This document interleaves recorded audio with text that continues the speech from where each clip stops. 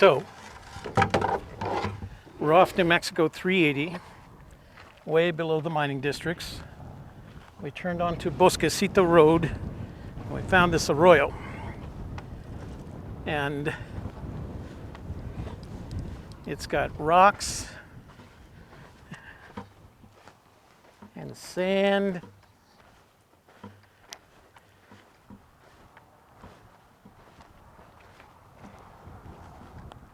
And more rocks. Look at this. Big conglomerate. Some of the rocks are rounded. There's an inside edge over here. There's lots of material on this side. Let's go this way.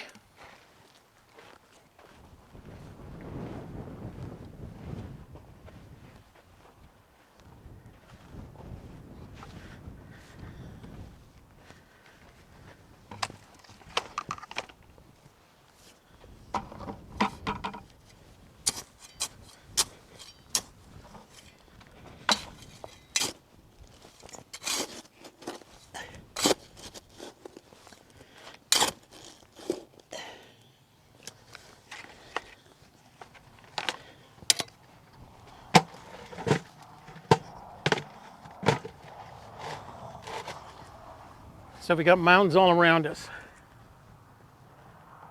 And this was the low point. If you go further down there, you get to the Rio Grande. And there's cobble all underneath this stuff. Look at that. Very fine.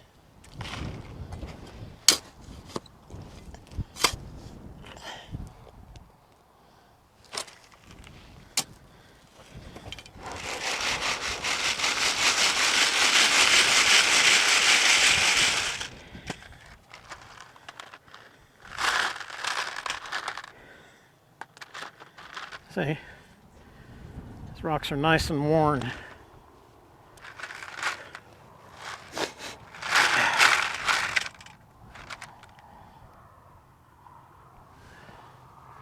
Look at that. Quartz, mineralization. Nice little, here, save that one. That's, my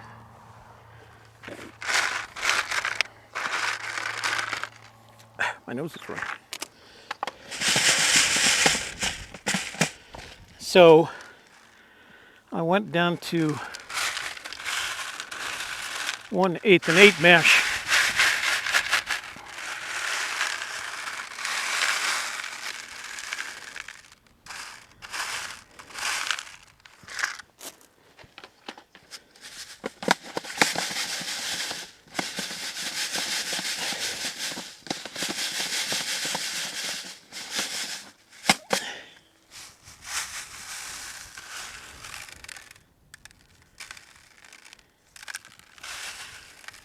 They're all rounded.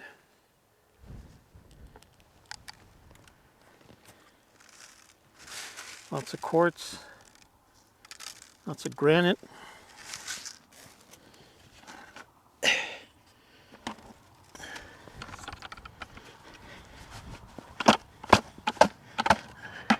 And lots of sandy stuff. Take a look there.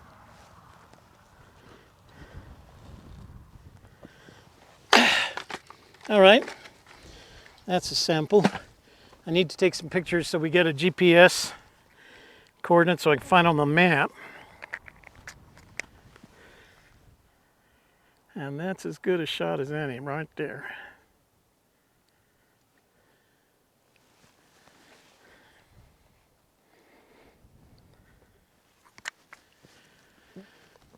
What do you think? I think there's ant pile over there. Maybe they have some gold. You dig deep enough in an ant pile, they have a little store. Yeah. Where they keep all their gold, yeah. Okay. That's why ants are so damn rich. At least my ant was. I don't know everybody's ant is. All right, guys, we'll do this on some show. We're going to call it the Bosquecito. Bosquecito sample.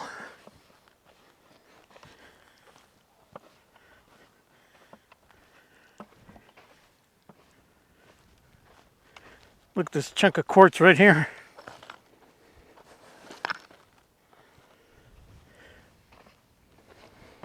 That piece that I gave you has metallics in it. It has sulfites, the black stuff. Don't trip.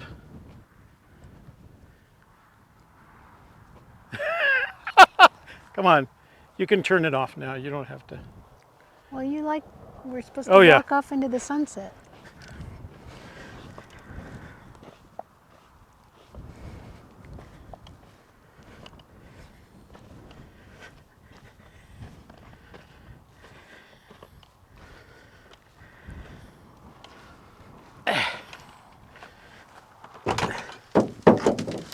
Hello, friends. This is Toby Eunice with Garage Prospecting, and I wanted to show you this material that we're going to be running tonight. There's about a third of a bucket in here, and I actually haven't seen much in the way of gold, but it's we had put it through a 12 mesh, and so this is where we're at. It'd be small enough to run through, you know, the mini sluice if we wanted to do it. We will be running it through our new 6-inch mini Power Head Sluice today. And it's going to be a relatively short show because I'm not going to do any other processing. I'm just going to run it through the sluice, see how it performs, see if we can get anything out of it. I don't expect any gold, but you never know with these arroyos. And here's why. As I go through it, first thing that you find with these things is black sand. So black sand and there's a lot of it. Again, if I was doing this right, I'd probably want to run it through the dry magnetic separator. But it's quite a bit of it. Little honey bumps in there. So we're going to have that to deal with, and of course we hope the sluice takes care of that. I'm going to stir it in here so it's not all compressed.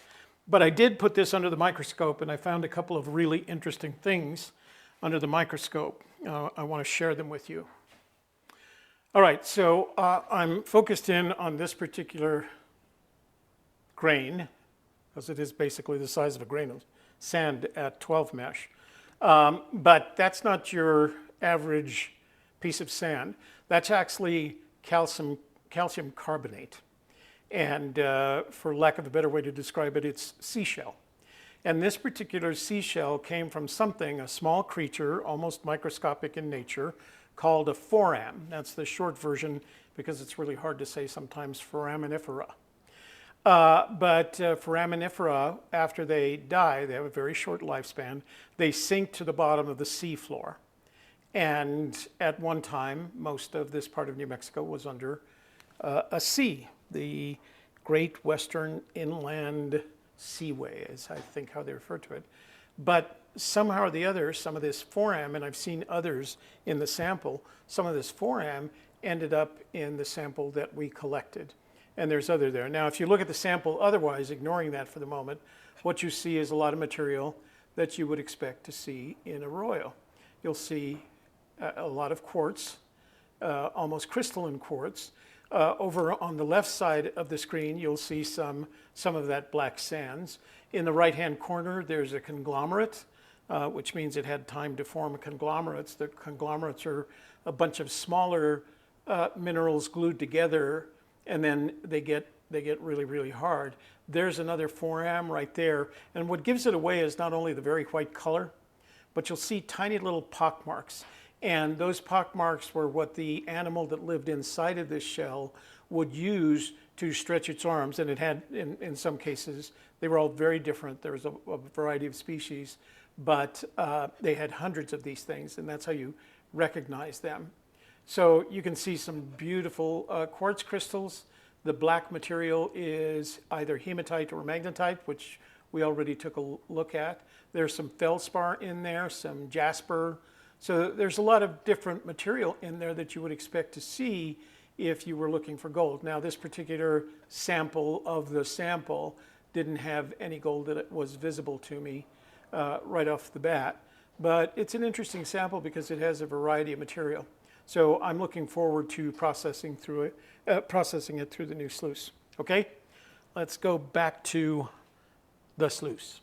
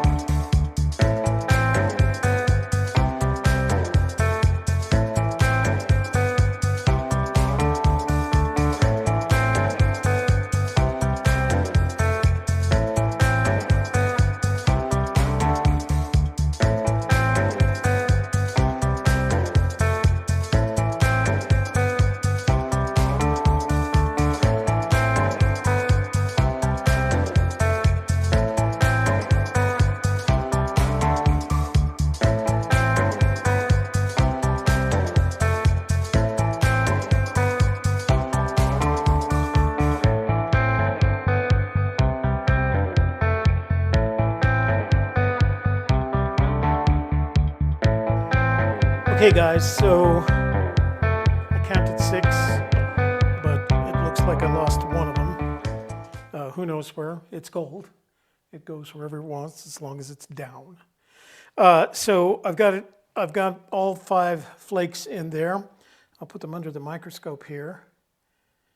And what I did was, rather than, since there was only 5, certainly not enough to weigh on my scale, but I did the Klesch heat gun thing where I just heated it in there and then used the tweezers to get them into the glass bowl. So let's see what we got here. Look at shiny pieces, huh? 1, 2, 3. I might have miscounted, but I doubt it. I have a tendency to lose that stuff. Now I still plan to run the tailings again. So in the large catchment in the wash plant, there was a very fine silt. I'm going to say probably 2 pounds worth of silt, and then of course in the tailings catchment there was probably, I don't know, 3, 4, maybe 5 pounds worth of more coarse material. So I may run those just to see if I get anything else out of it. Not that I'll make a big deal out of it. But there was one other thing that I wanted to say, which I've now forgotten. I should have said it when I thought about it. Oh, anyway, what I love about this is, so I don't know if you know the story of gold. All the gold that's on the planet Earth actually came from a massive explosion of another star in the universe, billions, literally 4.5, 5 billion years ago. and it put all the gold that we have on our planet here. So this is the first time in that 5 billion years, unless somebody planted that arroyo with a bunch of gold, this is the first time in 5 billion years that these specks of gold have been looked upon by human eyes. And every time I think about that, it's just amazing. I mean, you know, we talk about fossils looking at trilobites that are 300 to 500 million years old, or ammonites that are from 65 to 150 million years old. These specks of gold came from another star, way, way out in the universe, hundreds of billions of miles away. And they landed on our planet. And this is the first time since then that somebody's set their eyes upon them. So let me zoom in. That looks like a really interesting piece right there.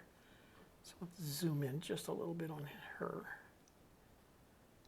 Look at that baby. Let's go even closer, see how close we can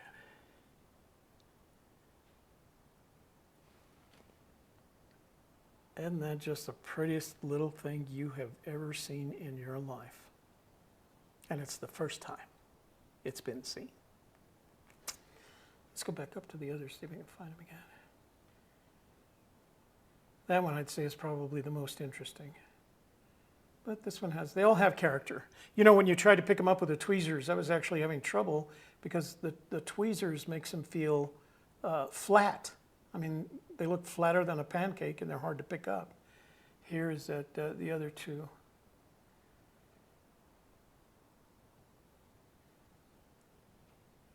So, Daddy was right. There's gold in every arroyo in New Mexico. All right? Let me go back to that pretty little piece. Do I sound like I'm crazy talking about gold like it's a girl? Look at that.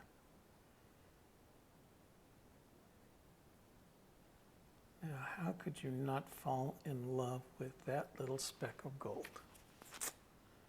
Wow. All right, guys.